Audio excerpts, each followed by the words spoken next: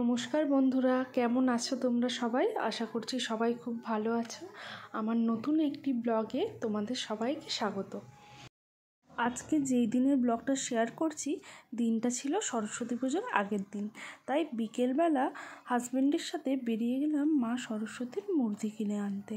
আর এই বিকেলবেলা ঘুরতে যেতে কে কে পছন্দ করো অবশ্যই জানিও। মূর্তি আনার সাথে সাথে একটু ঘোরাটাও হয়ে গেল আমাদের।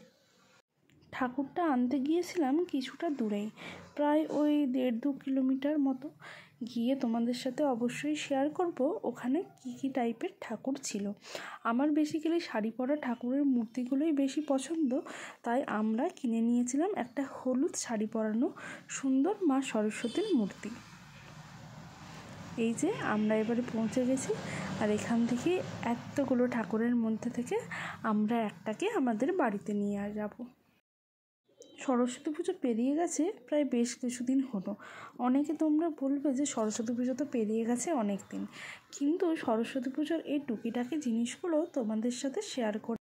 সরস্বতী পুজো নিয়ে আমাদের ছোটোবেলা থেকে সবারই অগাধ আনন্দ, আর তার সাথে যদি মূর্তি কিনতে যাওয়ার আনন্দটা যোগ হয় তাহলে আর বলার কথা নয়। দেখেছো এই শ্বেত পাথরের সুন্দর মূর্তিটা কত সুন্দর।